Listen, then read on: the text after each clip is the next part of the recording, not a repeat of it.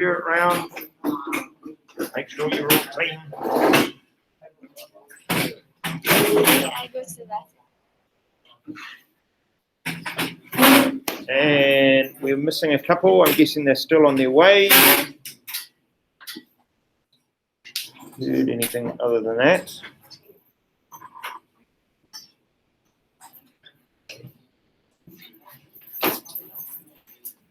Hello, come on in. Good to see you. Hello.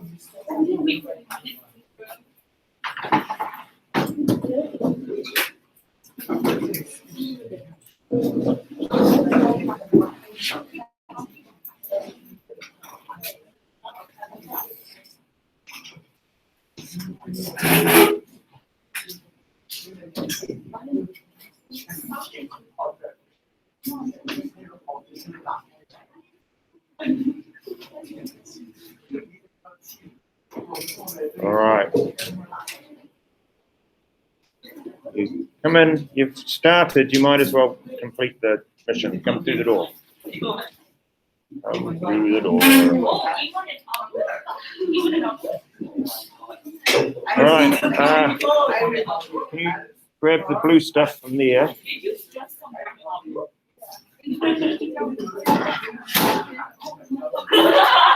All right. Okay, ladies and gentlemen, we shall press on because that is how you get the TV to work. Now,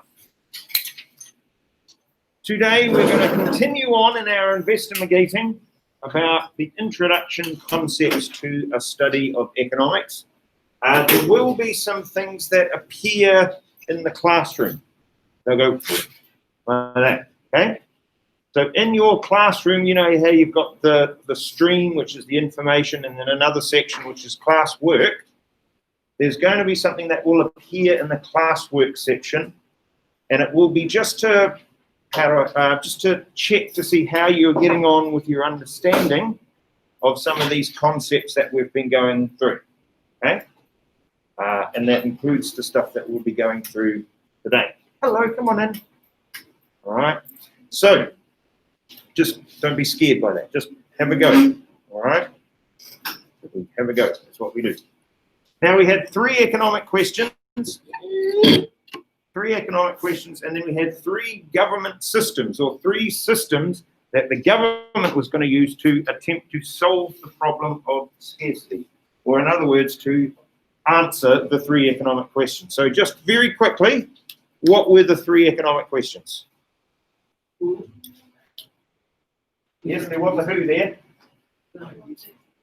Also a rock band from the 60s and 70s.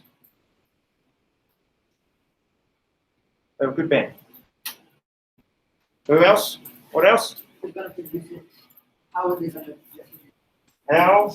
And the last one was a what? All right.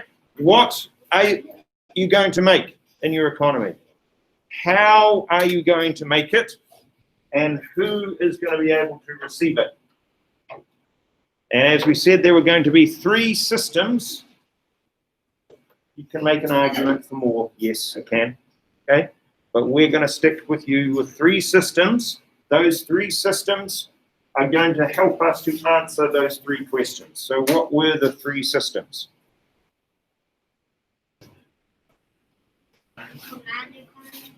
Yeah, good.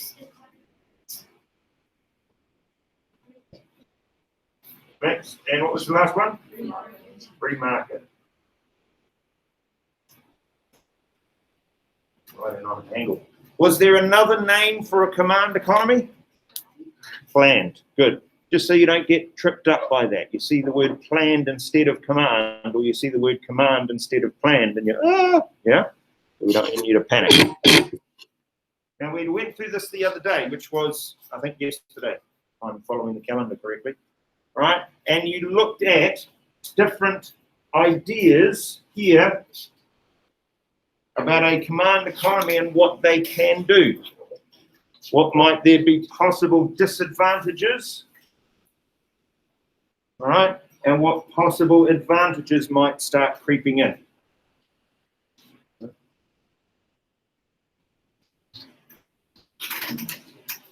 We also discussed the idea of a free market, saying that that free market was going to have no government control at all. All of those ideas were going to be assigned to the businesses and the consumers. We decide. Okay? So that one's going to work. Now, the idea here was that you were discussing which you thought might be more efficient and why. So if we consider the advantages of a planned economy, some might say this has real advantage. If you, consider, let's imagine in our imagining this, that you live in a period of time where there's a lot of inequality in the world. There's a lot of people who've got a lot of money and then other people who don't have a lot of money. No, really? Yes, you do, all right? Oh, here we go. Quick question for you. Which country in the world is the most unequal in terms of income and wealth? Right out of the box, yes, you're absolutely right. Rockstar, well done, good sir, well done. Yes, the United States of Trump, apparently, right, is the most unequal country in the world. Right? The reason why I ask that is because quite often people will say, oh, you know, a country in the Middle East, or they'll say another country, or, yeah, they won't immediately jump to the US, but you're absolutely right. Because what they have in America is a whole bunch of people with an awful lot of money, right? Multi-billionaires, and then everybody else. Yeah? A lot of the people in America, yeah, I'm a little concerned you're going to squirt yourself in the face with the hand sanitizer. So what I might do is I might just relieve you of it. Good sir.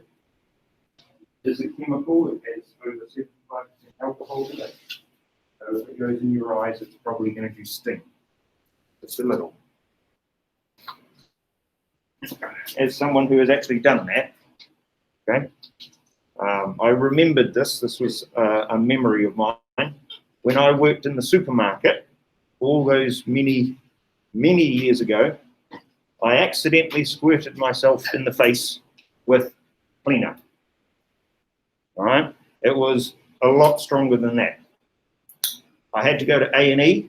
I'd actually ended up burning part of this eye. All right? And it was, you know, one of those things the doctor looks at it and goes, if it was a millimeter or so over, I would have lost sight in that particular eye.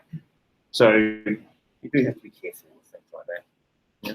My son, who's 7 and is very interested in everything, will often ask, what would happen if I drink this? Not a good idea.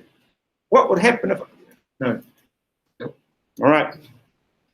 So if you live in a situation where you see income inequality, or you are one of those people in America who are working 5 jobs just to try and make ends meet, maybe for you, this looks like a really good thing.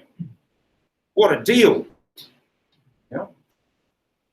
We did talk here about there being fewer explosive growths in your economy and fewer big crashes. And we see that at the moment, but you might make an argument that the ones that we're seeing at the moment are perhaps quite unplanned, so unseen, unforeseen. And this idea here, meeting your needs. Do we actually need, you're going to say yes, all of the computers and the iPhones and the iPads, and blah, blah, blah. Yeah? All right? Some might argue, no, we don't. Maybe we just need the food stuffs that will keep us alive, that first level, remember, of the pyramid. Right? And then the idea of there being less unemployment. Right? However, did we take that one down? No? That would be good to take down. So as a note, underneath the notes with regards to the advantages, you're also going to see disadvantages. Now, here's the thing. That skill level that you've been building, okay, identification, application, analysis, and now this is evaluating. This is saying, why do you think this is good or bad? Okay.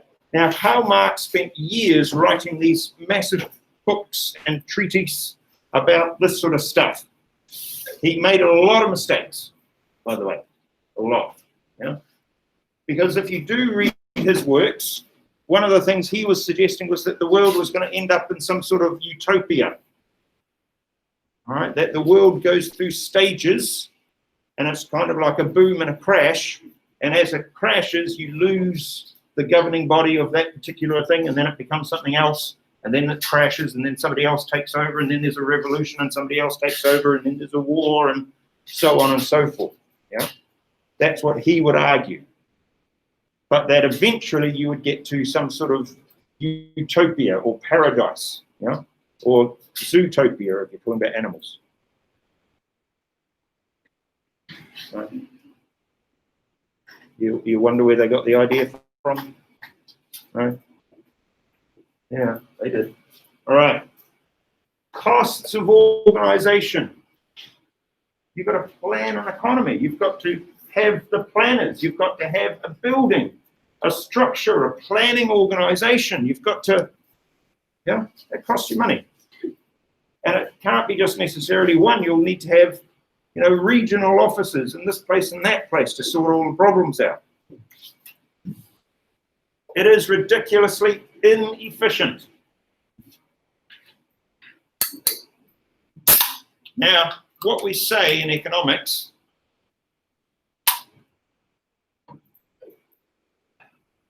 is that if we are using our scarce resource to the best possible use, then we say we are being efficient.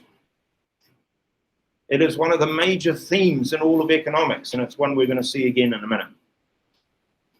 So if we try to plan an economy, economic theory says we're going to get it wrong. Yeah?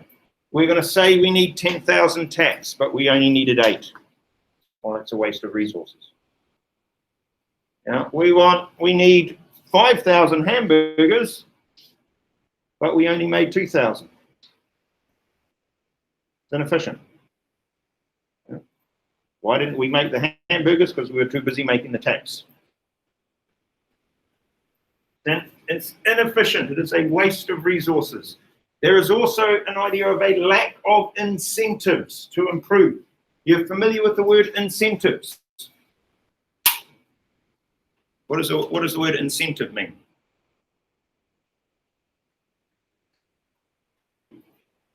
No, we don't have an idea. What do we think? The thing that motivates and encourages someone to do something. Yes, fantastic. Now, believe it or not, the idea of incentives in economics has been around a while. But, okay. Let's go fan off school over on the job. Looking for it now. Yeah. Some of you might be aware of this book, or this one, sequel, Freakonomics and Super Freakonomics. Sequel. Yeah, the content in them can get a little adult, okay, so just bear that in mind. They are, I believe, in your library. But yeah, as I said, the content is, it's all about incentives. These two. They were written a while back. So, for example, this is the one where they talk about what happens when you charge parents if they come late to pick up their kids from school. So you're late picking up your child from school. You had to be here then. We're going to charge you money for that. Well, what ends up happening is the parents accept that as a fee, like a babysitting fee. So that incentive didn't work. So not all incentives work. So this one talks about, where we go here. What do school teachers and sumo wrestlers have in common? Yeah, I know you're looking at me going, yeah. Sumo wrestlers? No. Right. Okay. How is the Ku Klux Klan like a group of real estate agents? Why do drug dealers still live with their mothers? Where have all the criminals gone? That was quite an interesting one. What makes a perfect parent? Your parents might be interested in that one. And then, what is the importance of your name? Now, for some of you, this might be quite significant. I mean, for me, born with my name, it's pretty obvious that it's just a name for me, right? One of the most common ones in the world. Okay? But what about if your name was Roshanda? All right? Or they talk about a case study here where the parent named one of their children winner and the other child loser. And then they wanted to see what would happen as they grew up. Yeah. So that was that book. An interesting one. Freakonomics. This one is called Super Freakonomics because that made the bestseller list. Okay. And then so they came out with Super Freakonomics. Super Freakonomics, which was done on recycled paper, which always annoys me because it's difficult to recycle. What happens when you walk drunk? I can't read that one out because it's for adult. Should suicide bombers buy life insurance? Interesting one. And then a discussion about what's called apathy. This one here is all about heart attacks. And this one here is about the climate change. So, interesting ones. I think they're in your library. But they're all about economics and they're about incentives and trying to get incentives right and what happens to them and how they then on. I think that's just because he's a math type. All right, lack of incentives. Low productivity. Have you heard the word productivity before? Hopefully not said to you as in the context of low productivity, but what does the word productivity mean? What do you think?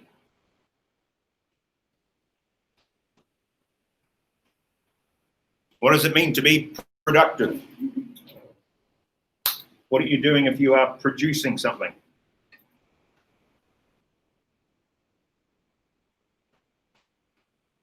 Yeah. Yeah, you're creating or making something. Yeah. There was a New Zealand joke that I used to use, but I won't use that yet. So yes, you're being productive. You're making something.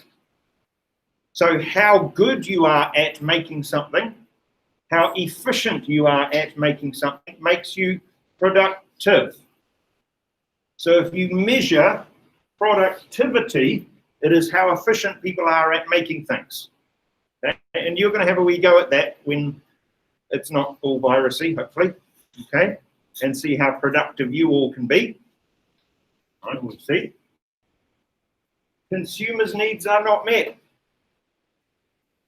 Right. Why might your needs not be met? Well, because as we saw the other day, a few weeks ago now, I can't remember, time passes. Yeah. Your needs change over time. So therefore, the government has to try and plan for your needs also to change. Well, they can't. So they're not going to meet your needs. They're not going to be able to. And that last one is probably the biggest downfall you might suggest, is that in this sort of situation, these governing bodies tend to be very politically motivated. All right, and if you've seen some of the case studies of these economies around the world, the Cubas, all right, the former Soviet Unions, okay, very highly political. Okay, disadvantages. All right. That says something in Bahasa that I can't remember what. Does it say something like that? I don't know.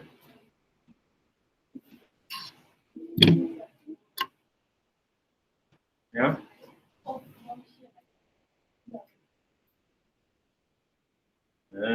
Okay. All right.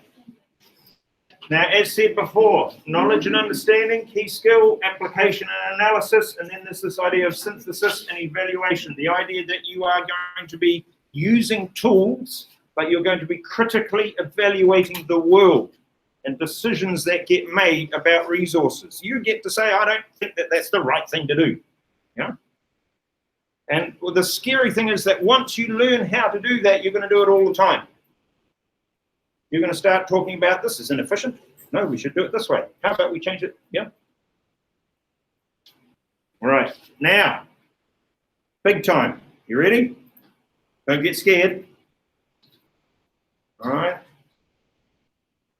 In the IB at our school in New Zealand, one of the things that they used to allow the students to do is to bring a soft toy with them to their exams so that they could hold the soft toy to comfort them during the exam. Yeah. So I haven't said anything to you about that, so you haven't brought a soft toy to comfort you, but here is one of your first models that you are going to encounter in all of economics. And it's a biggie. All right, it's this one. Some might suggest it is a supermodel.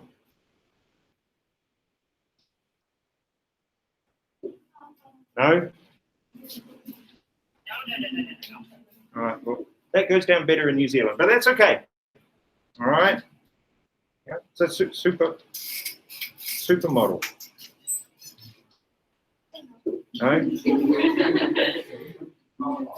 All right, okay. So it has, now unfortunately for you, it has two names. Well, you might be familiar with that idea, but it has two names because it's a very old model. And at one point in time, it was called one thing, and at another point in time, it was called something else. So, depending on which book you read, or which article you watch, or which video clip you watch, it might be called something slightly different. Quite often, we use, instead of the full name, we use just the letters. They're there. That's it. PPF. You could use the letters PPC.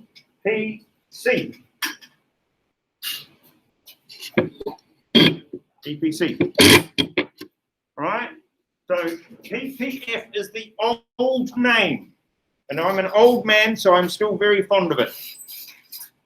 All right? In fact, I think PPF actually works better for this particular model than PPC, but that's okay. It's not an alphabetical thing, by the way. It doesn't have anything to do with the alphabet. Yeah? You'll see in a minute. What you're wanting to do with a PPC is to model an entire economy, the whole lot.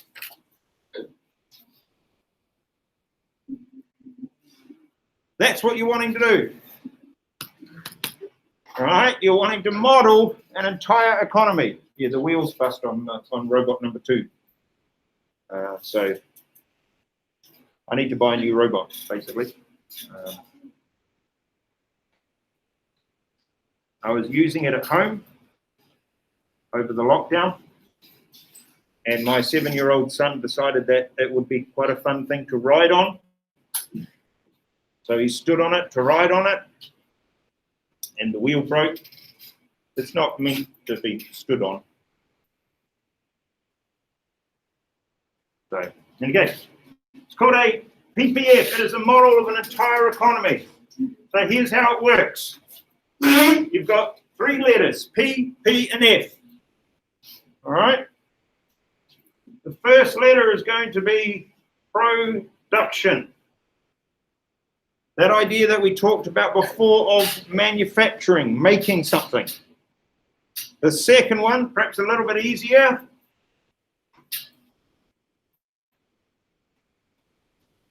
Possibility. What is possible to produce? And the last one, the F.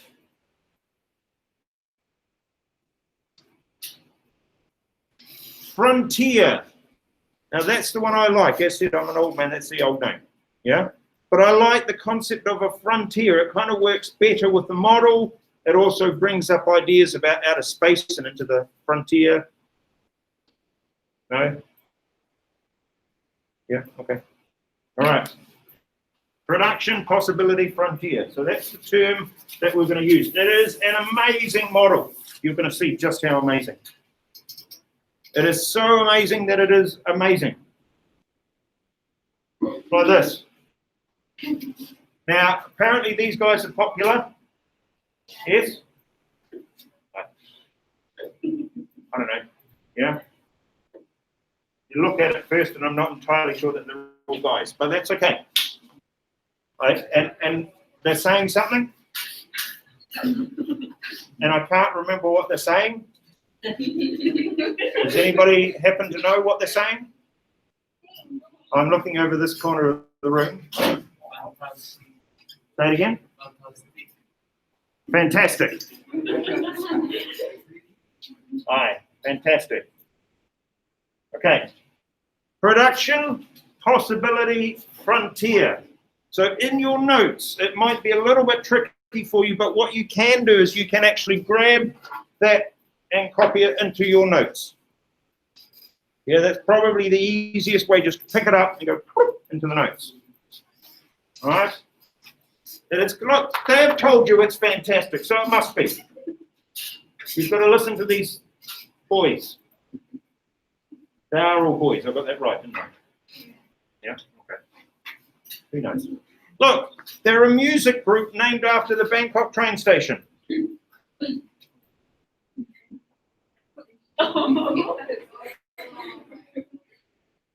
Right?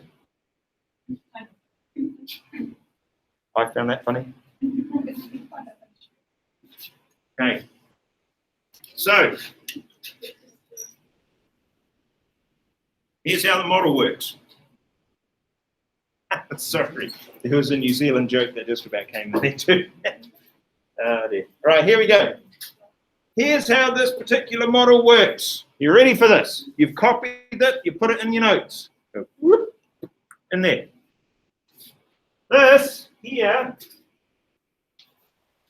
is the frontier. Yeah?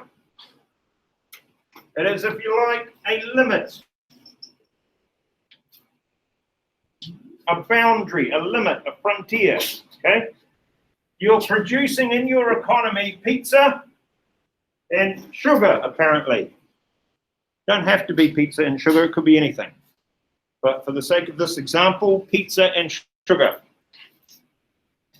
That's what your economy makes. So how many goods are you making in your economy? 2. So right away you can start to see that the model's got some problems. All right, particularly if they fall over on the runway.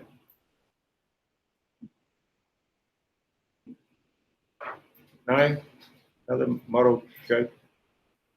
All right. You can produce either pizza or sugar, or a combination of them both. So this is an axis here. Some might suggest an axis of evil, but it's not. No. All right. Now, these things here, they start at 0, yeah? Mathematicians in the room? No? Is maths like a 4-letter word? This is in New Zealand. All right. So you start at 0. So let's imagine, in our imagining this, that we go up this way. If we use everything we can possibly use, all of our resources, to produce pizza, then we're going to be there. That's how many pizzas we're going to make. We're going to make that many. How many sugars have we made? 0. Okay, because we're at 0. Yeah. If instead we use all of our resources to produce sugar, we end up here. How many pizzas do we make? We're here. 0. Yeah, well done. All along here, there are different combinations. Right, so that's what it says here. A, B, and C are combinations, but they're different. They're special combinations. In A, B, and C. They are on the PPC curve. On the curve. Okay. What that means is any of these combinations here that is the best or most efficient you can be. Yeah? The best, the most efficient, the most productive. If you're on the curve, you are doing the best you possibly can. Is that okay? I know it's a big thing to consider. But what it means is this.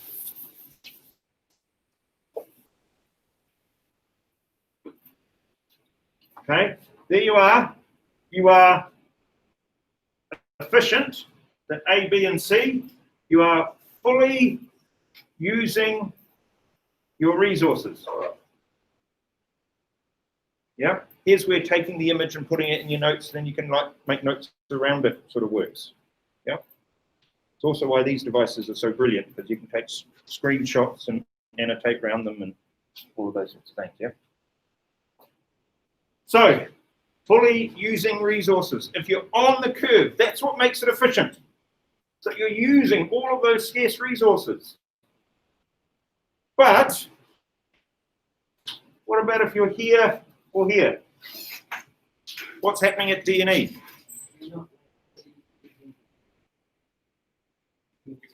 That's right, you're not. If you are inside the curve, you are under using, how would you spell using? Your resources. You're not using them all. You're not efficient. That is inefficient. You want to be here, here, or here. But instead you're in here. Yeah? Which is where you don't want to have the conversation with mum and dad at the parent-learner interview. Yeah? You don't want the conversation which says not working to their potential. Yeah? That's what you're saying. That's the potential. That's where they are. Not working to their potential. But you're talking about an entire economy. Yeah? So, that in and of itself, that's pretty amazing. Able to illustrate efficiency, just like that. You can also illustrate something else. Look at this one. What about F? Oh. What's going on with F?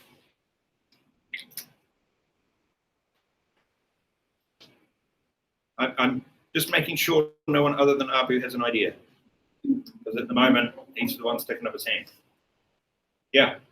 I guess like one resources come from that you have. You've seen the movie Avatar? Yeah.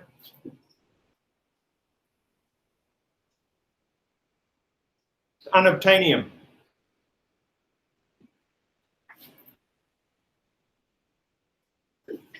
Unobtainable. You can't get it. Why can't you get there?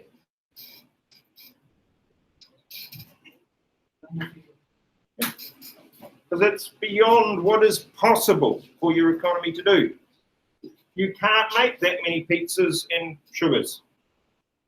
You can't. You don't have the resources, maybe. You don't have the technology, maybe. You're not as productive as you need to be in order to get to there. So that is gone. Now, if you have a choice that you can't get, what economic concept does that sound like?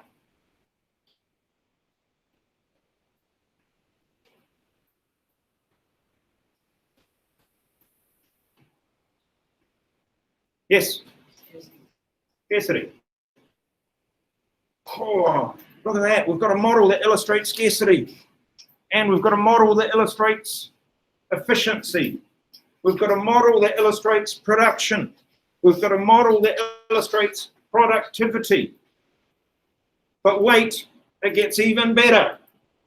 This is, as we said, a supermodel, so we need to make sure that we are looking at it as a supermodel. They're there again. What are they saying this time? There you go. They've told you now. It's a supermodel. Gotta listen to those boys. Apparently they know something. How to wear the same clothes.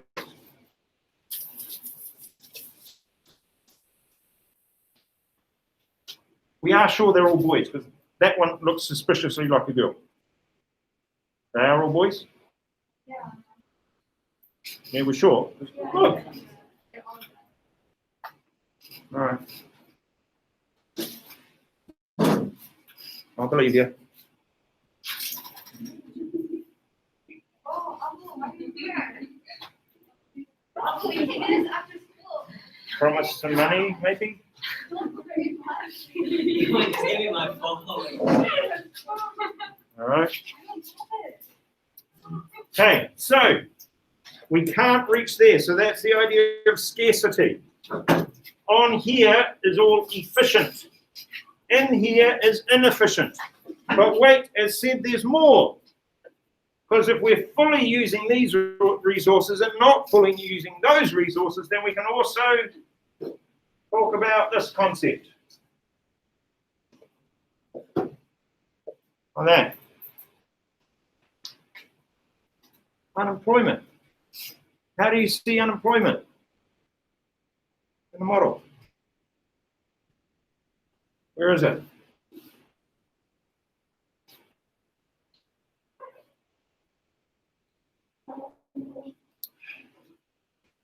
I might just pretend your hand isn't hungry, Abby. Just saying.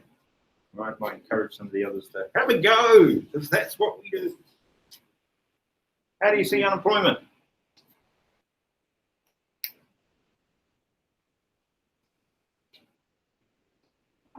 If we're underusing the resources, that suggests that we're underusing people.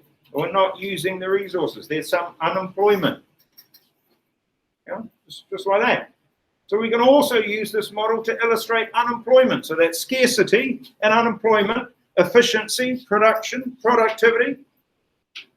But wait, there's still more. Like Christmas, it's a gift that keeps on giving. Because, how about this one? Oh, look at that.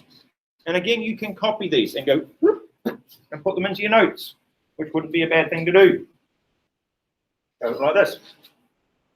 And it appears in your notes. Like that. Yeah? This one model is now also able to illustrate opportunity cost. Opportunity cost. All right. The next best alternative decision, the next best alternative that you have to give up when you make a decision. So let's see, this model is slightly different. You're now looking at wheat and cotton. Okay? There is a reason why. Okay? Wheat and cotton. So here's what happens. This particular country, we can imagine, it can be any country in the world. We're just saying that the only two things they're able to make is wheat and cotton. All right? So what they're doing here is they're giving up some wheat to gain some cotton. And they've done that by moving from A to B. Opportunity cost. Where's the opportunity cost? Can you see it? Yeah? Here. Opportunity cost. Right there. Now, you may not appreciate this, but you see how we've used actual numbers. A little bit of a hint. When an examiner uses actual numbers, they're expecting you to use the numbers. Yeah? So, you're going to go from 200 to 160, go from 300 to 400. So you've gained how much here? How much? 100. You've gained 100, I don't know, tons of cotton. But how much have you lost of wheat? 40. 40 maybe tons of wheat. So you can actually do a calculation to calculate the opportunity cost of this decision for the economy. They have gained. They've gained cotton, but they have lost wheat. And you can do the maths and prove to the examiner that you not only know what opportunity cost is, but you're able to apply it, concept, in a real life situation. Okay, so yes, they can ask you that. Quite often they'll ask you this in a multiple choice question, so the answer will actually be there, hopefully. Okay, except for one year when they made a mistake in a multiple choice question and the right answer wasn't there at all. Oops. They had to cancel that one question, write out the exam and make it out of 29 instead of 30. Just a bit of a worry. Right?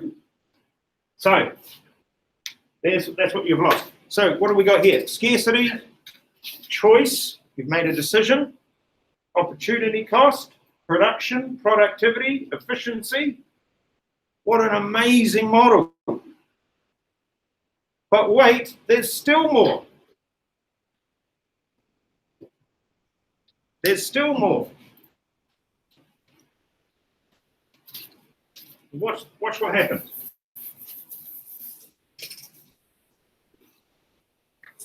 What if I do this? You ready? Don't get scared. All right, watch what happens. Ready? Here we go.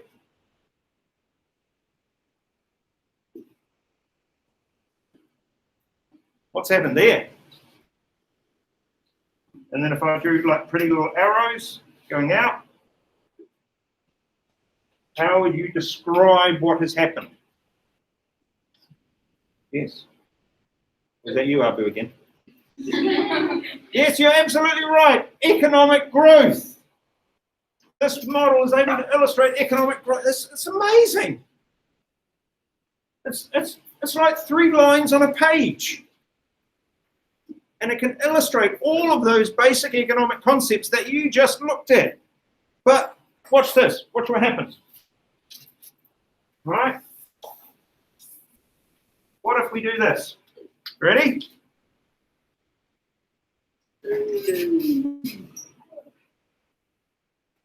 What's happened now? Don't say COVID-19. Although you're not far wrong. What's happened? Come on, rock stars, you know this one? Yep. Yes, it's an economic crisis. You're right, it is. Because what's happened? The economy has shrunk. Like a balloon. Yeah? It has decreased in size. Your economy has gotten smaller. Growth has declined. Now, if you've been keeping up with the news, you will have noticed that because of the situation we're in, a lot of countries around the world are actually doing this. Some by some pretty staggering amounts. Right? 30%. That's nearly a third of their economy gone. That's pretty remarkable. Right? Do you want me to make it harder? No? Oh, come on, we're having fun. All right. Yeah, no, I tell you what, because you are rock stars, so we're going to test you. It's going to be harder. Okay? Ready? Watch what happens now. Got to get this right. Hold on.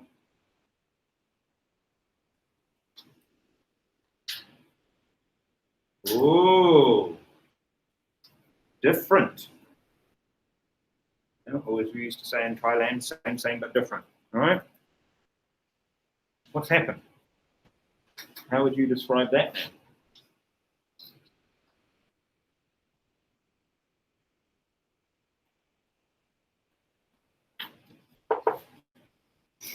Could you classify it as economic growth? What do you think? Is it economic growth? Is it? What's going on? What's going on? What do you think? Any ideas? Anybody? You can throw an idea out. Deliberately not looking at other people. Come on, girls. You make up about half the class. At the moment, you're not making up half the answers. What do we think?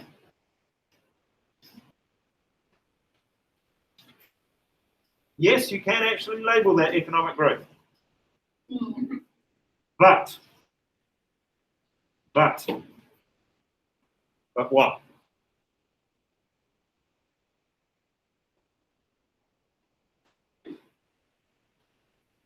I think we're going to have to just basically hold Abu down. So he doesn't answer all the questions. All right. It is economic growth, but only what? For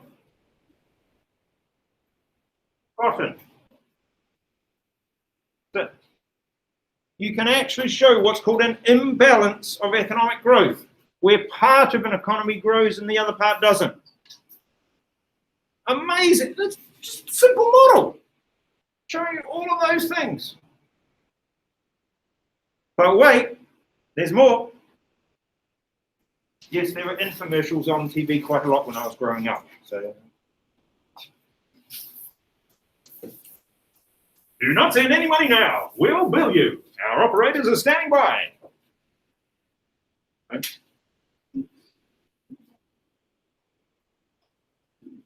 First 50 callers get a free set of steak knives. Why on earth would you want a set of steak knives? Okay, now, what if? Now, this is going to be a bit conceptual.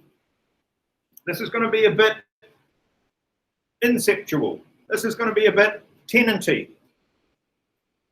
making reference and pop culture jokes with regards to movies about time travel. All right. Let's imagine here and here we didn't have wheat and we didn't have cotton. So we don't have those. But instead we have two different things. We have what's called a consumer good.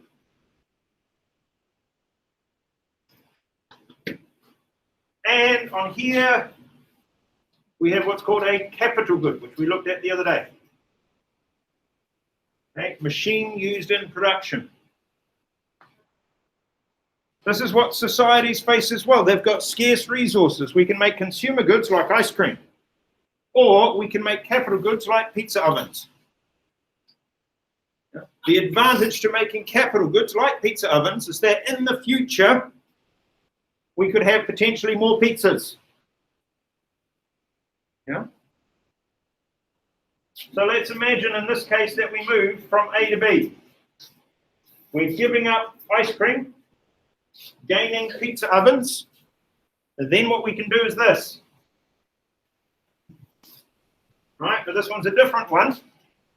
So this one is 2020, and this one is 2030. So what we've now illustrated is economic growth over time. Time traveling. You know you all time travel already? You just go in one direction, which is different from the band.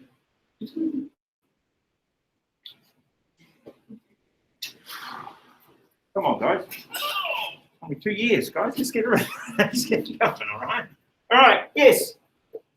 Now this, in case you're wondering, has a technical name for it. You don't have to know it. But in case you do want to know it, the technical name for this is called intertemporal choice. The idea is that you're choosing between two time periods. You're saying, do I want to be happy now, or do I want to be happy in the future? That's what you do. There's psychology and all sorts of things around that, but economists model it, and they can model it with this amazing thing. Isn't that incredible? Oh gosh, it's just absolute rock starness, this. Look at that. How would you describe the shape of the curve, by the way? How do you describe that? Someone was to walk up to you and say, what does it look like?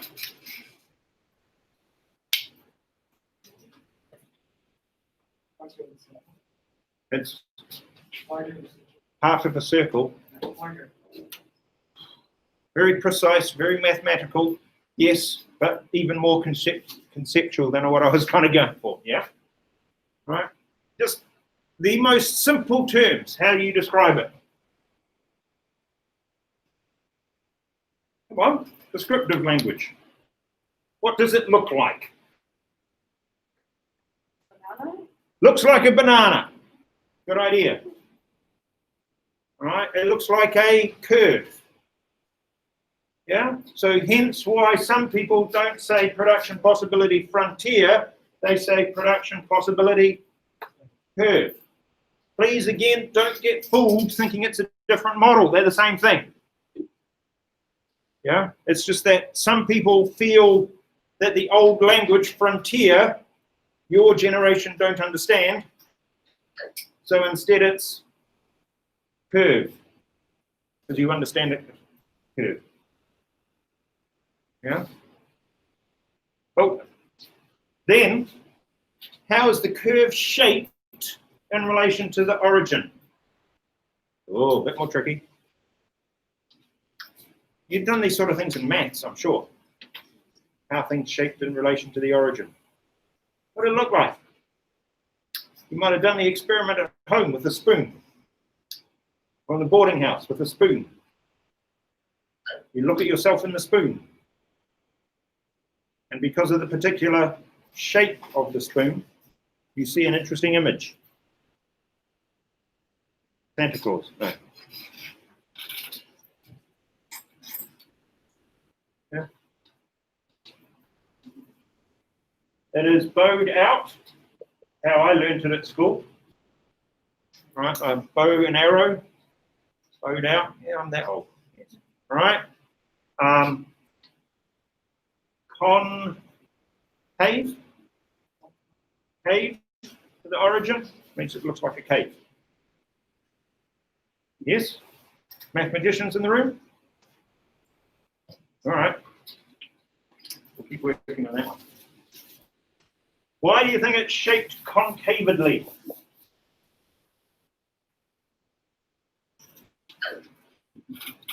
Why isn't it a straight line? What would it mean if a PPC curve is a straight line?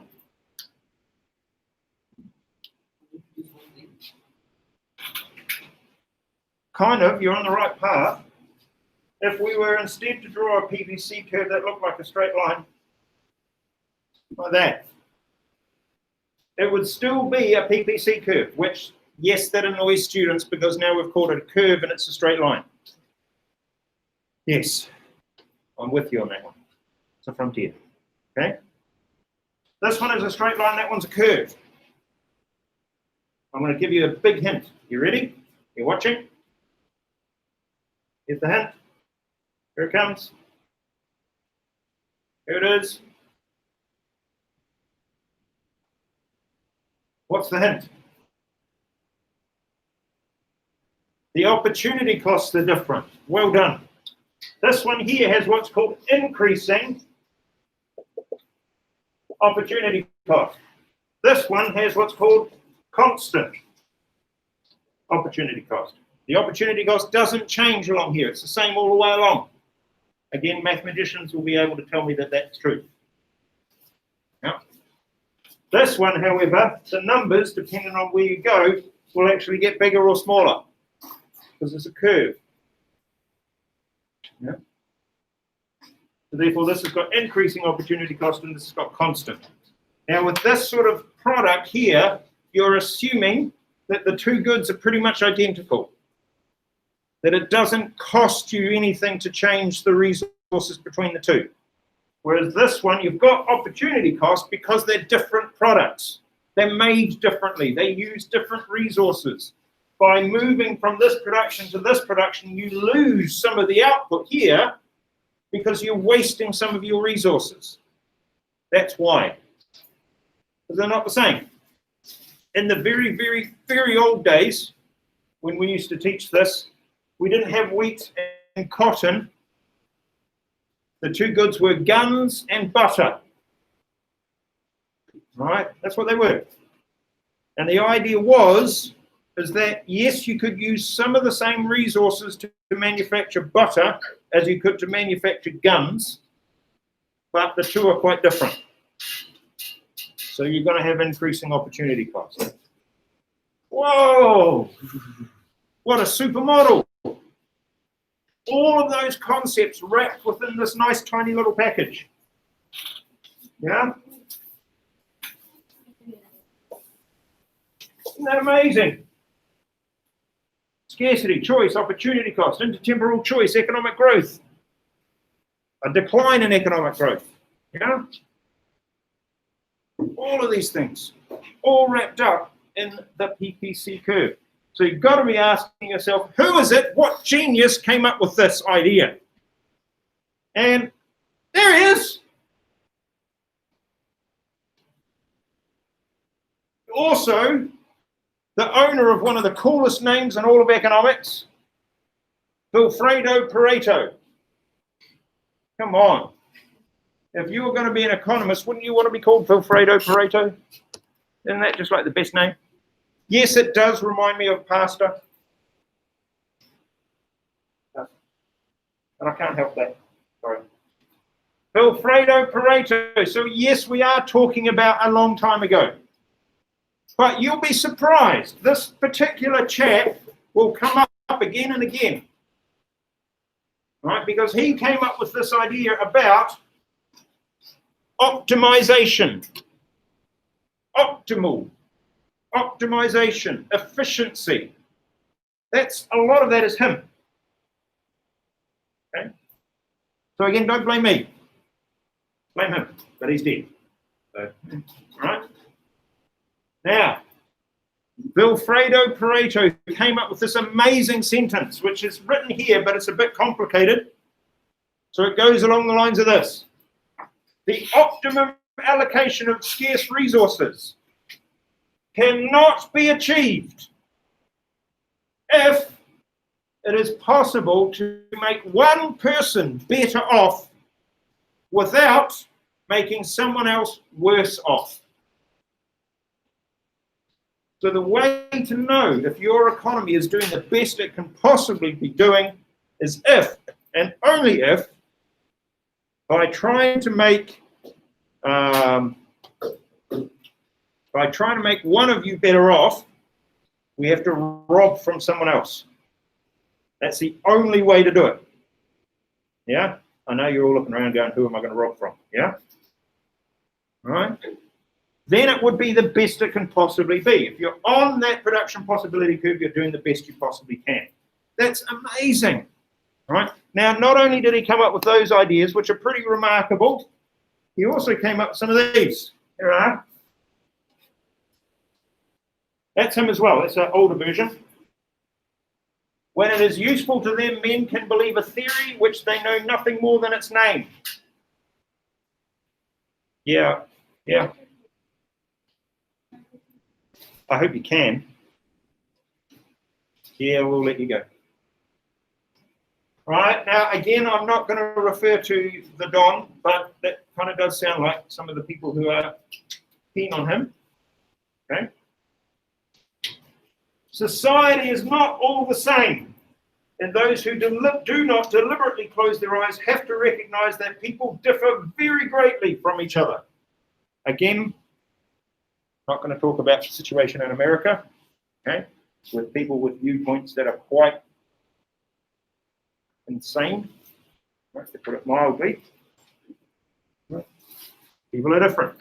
Now, you might have actually heard this one. Maybe mum and dad has.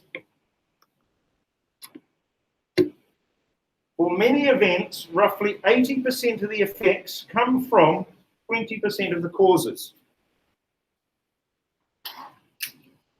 Here's what he's saying. 80% of your results come from 20% of your effort. That's what he's saying. It's called the Pareto principle, named after Wilfredo Pareto. You don't have to know that, it's not in your exam. Yeah? But mum and dad might know that quite well because it has gone into business law. There are whole books about this, about exploiting the Pareto principle, trying to figure out how to get 80% of your results from the 20% of your work. Yeah? Lots to think about there. Oh, easy. Right. For a very long time, amongst a large number of people, political power has belonged to the owners of the land. Should they have the political power? And as we saw, this one, can a PPF be a straight line? What would that mean? And we discovered that it meant constant opportunity cost. Now I've written this one here. Anybody know that one?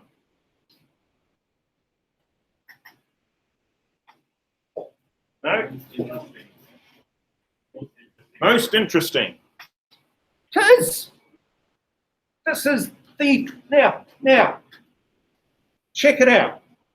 In just a space of a few short weeks, you've learned about scarcity, choice, opportunity cost. You've learned about systems of government. You've learned now about the PPC model that you can use to model all of that. That's amazing. So right now, you are smarter than probably 60% of the people out there who don't understand this, who've never seen it before, got no idea. Rock stars, a lot of you. Fantastic. So please make sure you have notes about this and this. Now what you need to be able to do is to challenge yourself. So here is the challenge.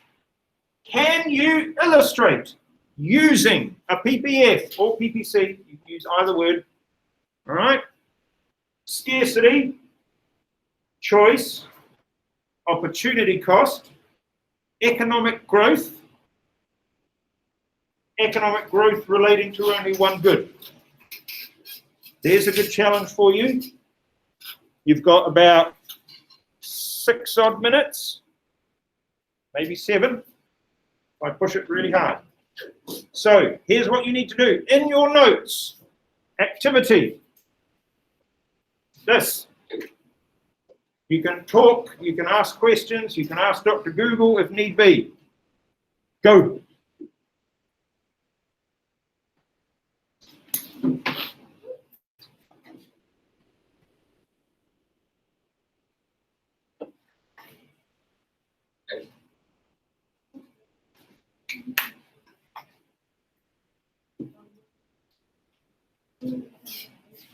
Yeah, go to notes.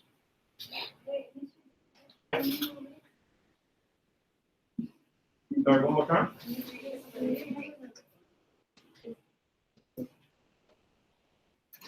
How do you use it's an application skill. So you have the understanding, now you need to be able to apply that understanding. Over there somewhere? Yes, there's. If you want to do drawing, there is paper over there. There is also whiteboards. I would suggest that you possibly want to make sure that you've cleaned your hands after, because that's been there a while. Away you go.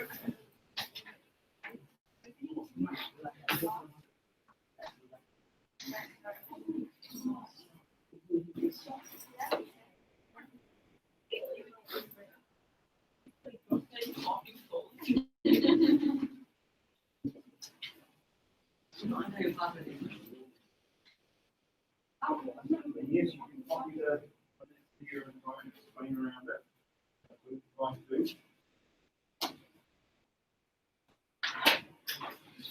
And if you do that, you might get to clean them. You put paper, you can use whiteboards. Again, when you do this, make sure at the end of the lesson that you have cleaned your hands. You can use resources that not in the class.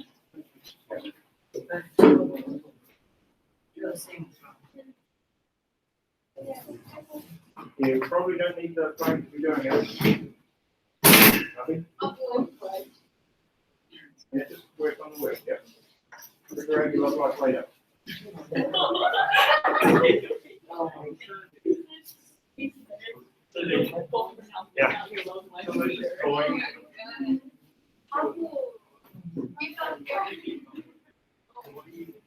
It's the application of it. So raw efficiency.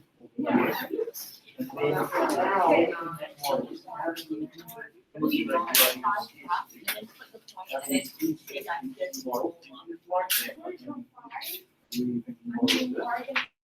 how choice and opportunity cost, how do we see those in the model? Having an active model is more. And then economic growth related to that.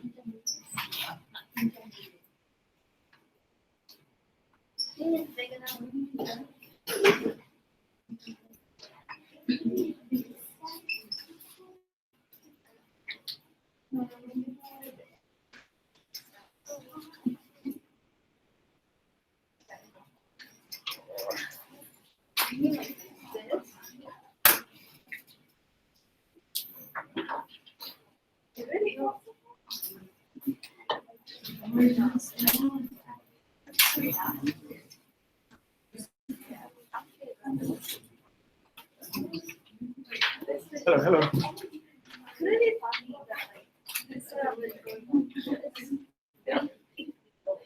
Oh, rock star. Well done. Good thinking. Now, thank you. Okay. Ladies and gentlemen, can I just stop you there just for 2 seconds? I apologize. I'm interrupting your work, and that's bad teaching practice. All right? Every now and then, and only every now and then, did not happen at all last year or the year before, I get asked a really tricky question about PPCs. I've just been asked it. Well done. All right. Can you draw a PPC curve so that it bends inside towards the origin? So that it would look like that. And the answer is no. But really good question. If you do draw one like that, you know you've got it wrong. Right? The PPC curves do have to be drawn like that. Now, when you're researching your PhD in economics, one of the things you might like to consider is if you've only got 2 goods here, what would a PPC look like if you had a 3rd good? Would it be 3D?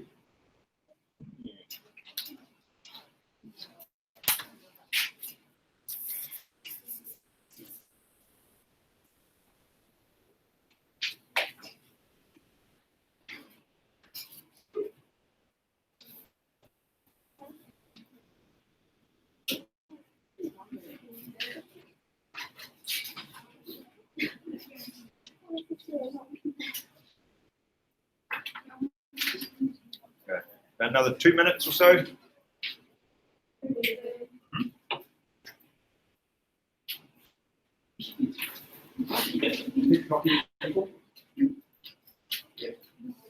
Good.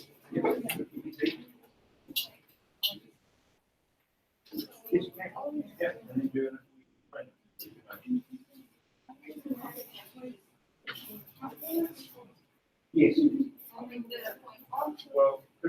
anyway, you think about it, the main ones are choice. You say on the field itself. So you say moving from an A to Z. And we're either on the field. You're choosing to read less of one good or another. It's nicely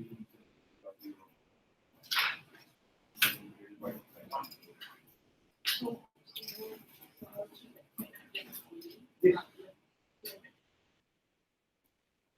There is another even more challenging question you could ask. I'm keeping an eye. Rockstar, I am.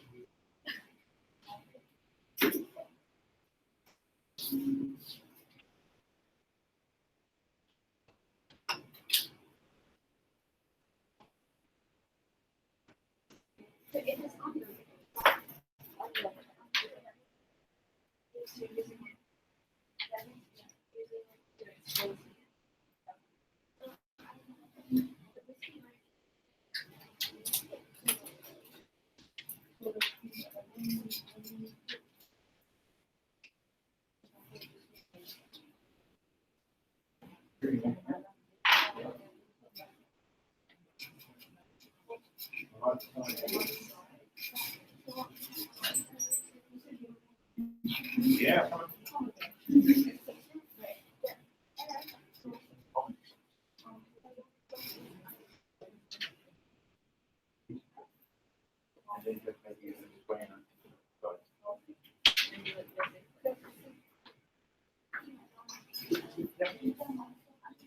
Remember this, you're doing this for you, to help you remember and to help you understand. So if it helps you to understand to do it in a particular way, do it in that way.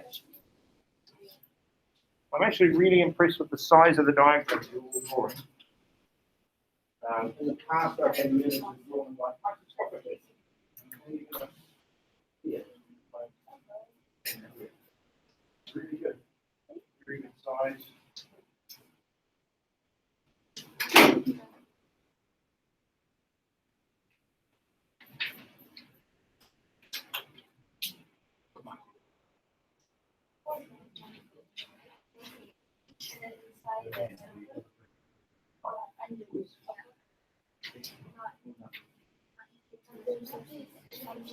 Yep. Hold on.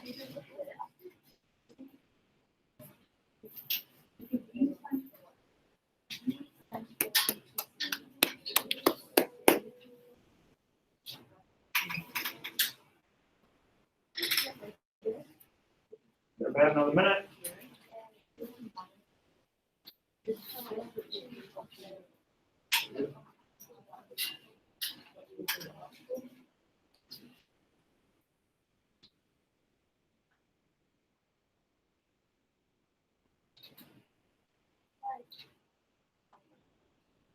Remember, it's to help you understand and help you figure out how to explain it.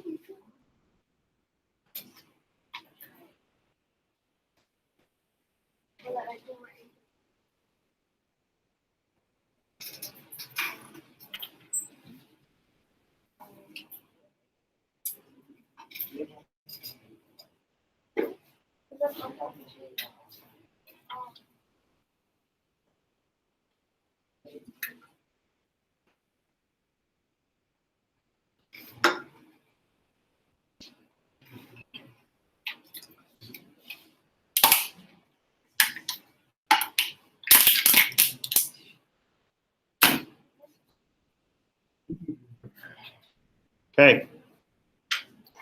Now, as said, please pay attention to the Google Classroom, because there will be a series of multiple choice practice questions that will arrive. They'll go, and they'll appear. Okay. Don't panic. Again, it's just for me to see where you're at. And they are multiple choice. But they will also give you an indicator about the language and how it is expressed in those sorts of questions. So you'll be able to see that too. Okay. Do answer them yourself. Don't try and answer them with Dr. Google's help. Okay. I want to see what you know. All right. Now we're going to aim in year 10 for 75%. That's what we're going to aim for. That was our level of comfort. If we were below that, we might be a bit uncomfortable. right? And we're going to try to hit that both on average and with each progressive assessment that we do. Now, what I'd like, please, is volunteer. We need somebody for doing the pink bottle and the white, and then you all need to do the hand sanitizer. Please, particularly if you've been touching the resources at the back, you must use the hand sanitizer. All right? Otherwise, as we'd say in the land of my birth, hey, kōnera, goodbye for now. Bye.